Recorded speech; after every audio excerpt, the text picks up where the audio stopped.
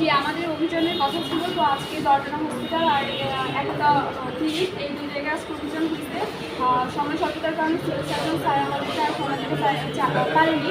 তো আমরা চাই পরের বার, আজকে অলরেডি একটা জানাজানি হয়ে গেছিলো, এভাবে পরের বার জানাজানি করে আর না হোক এটা আমরা চাই। এবং তাৎক্ষণিকভাবে অভিযান শুরু হোক, সেটা শুধু মর্নিং শিফটে না, ইভিনিং বা নাইট যে কোনো শিফটে অভিযান হোক, আমরা সেটাই চাচ্ছি যে শুধু মর্নিং বেসিস অভিযান না হোক। এবং আজকে যে অভিযান হয়েছে এটা এখানে আমরা স্যাটিসফাইড রেজাল্ট পাইনি। দুইটা ক্লিনিকে একজন একতাতে একজন গর্ডনাতে একজনকে পাওয়া গেছে যে রেজিস্টার লাইসেন্সিং পরীক্ষা কিন্তু পাস করতে পারেনি। এবং এখানে একতাতে আমরা যখন তাদের রেজিস্টার নাম্বারটা, যে লাইসেন্স নাম্বারটা চেক করলাম, তারটা ভ্যালিড ছিল না। তো আমরা চাই, সিভিল স্যারও 15 দিনের আলটিমেটাম দিয়ে গেছে, 15 দিন পর আবার আসা হবে। তো আমরা আশাবাদী যে এবার এই বোনাসটা নির্মিত হবে। আসছি, আপনারা ইতিমধ্যে দেখেছেন যে আমরা সিভিল সার্জন অফিসে আমাদের যশোরের বিভিন্ন বেসরকারি হাসপাতাল এবং ক্লিনিকে গণহাসপাতালের জন্য আমরা একটা মানববন্ধন সহ সার্টিফিকেট জমা দিয়েছিলাম। সিভিল সার্জন স্যার আমাদেরকে আশ্বস্ত করেছিলেন তারা অভিযানে আসবে। তারই অংশ হিসেবে আমরা আজকে স্যারদের সাথে অভিযানে অংশ নিয়েছি। আপনারা ইতিমধ্যে দেখেছেন যে আমরা অলরেডি 2টা হাসপাতালে অভিযান চালানো হয়েছে, আমাদের জর্ডান হাসপাতালে এবং এখানে এই একতা হাসপাতালে। জর্ডান হাসপাতালে অনেকেই দেখা যাচ্ছে ওখানে ভুয়া নার্স, আমাদের RN রেজিস্ট্রেশন নাম্বার নাই। আর এখানে আমরা যেটা চেক করে দেখলাম, এখানে বলতে গেলে প্রায় প্রত্যেকেরই যে একটা RN কার্ড প্রয়োজন, একজন রেজিস্টার্ড নার্স হওয়ার জন্য যে লাইসেন্স পরীক্ষা দিয়ে RN কার্ড সেটা কারোই নাই। এখানে ম্যাক্সিমামই নন ডিপ্লোমা দিয়ে সেবা দেওয়া হচ্ছে, যেটা আমাদের প্রত্যেকের জন্য খুবই হুমকি স্বরূপ। আমাদের অনেকে অনেক টাকা খরচ করে বেসরকারি হাসপাতালে একটু ভালো সেবার জন্য আসি, কিন্তু সেইখানে আমরা গিয়ে দেখি যে একজন অদক্ষ নার্স দিয়ে সেবা দেওয়া হচ্ছে। এটা আমাদের সকলেরই খুবই জীবনের জন্য ভয়াবহ।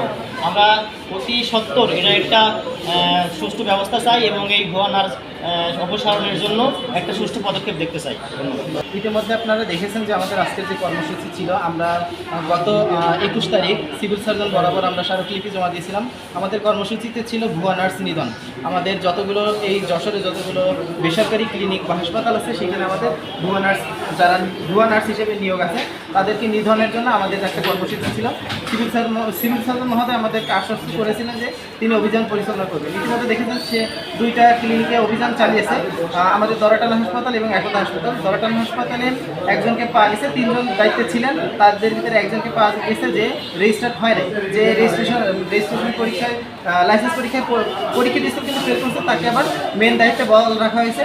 আর একতা হাসপাতালে আমরা যে 22 জনের লিস্ট পেয়েছি, তাদের ভিতরে একজন আপনার রেজিস্টার্ড, আর বাকি সবাই নন ডিপ্লোমা থেকে পাস করছে অথবা ট্রেনিং নিয়ে এসে এখানে চাকরি করতেছে।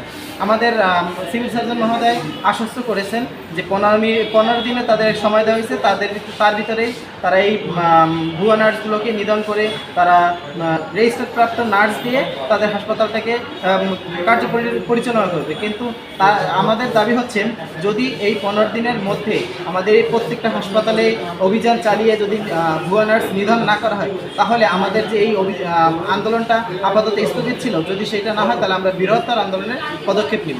সিভিল সার্জন মহোদয় একটা ভিজিটে আসছিল, বৈষম্য বিরোধী ছাত্র আন্দোলনের সাথে নিয়ে আসছিল।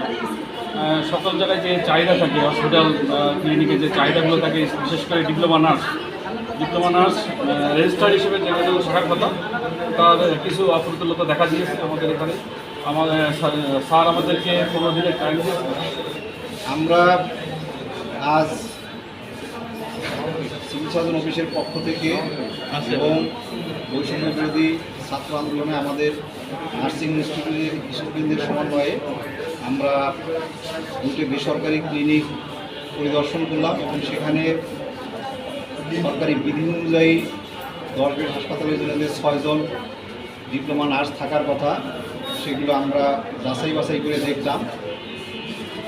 আমরা ক্লিনিকে পর্যাপ্ত পরিমাণে ডিপ্লোমা নার্স পাইনি এবং ক্লিনিকগুলোর মালিকদের আমরা 15 দিন সময় দিয়েছি। 15 দিন সময়ের মধ্যে যদি ডিপ্লোমা নার্স তারা নিয়োগ না দিতে পারে, তাহলে বিধি মোতাবেক তাদের ক্লিনিকগুলো আমরা বন্ধ করেছি।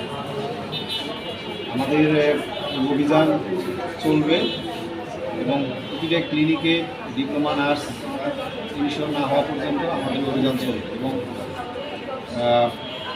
মেডিকেল অফিসার এবং অন্যান্য চিকিৎসক নিয়ম অনুযায়ী যেগুলো থাকা দরকার প্রত্যেক ক্লিনিকে সেগুলো ইনশিওর না হওয়া পর্যন্ত আমাদের এই অভিযান চলবে।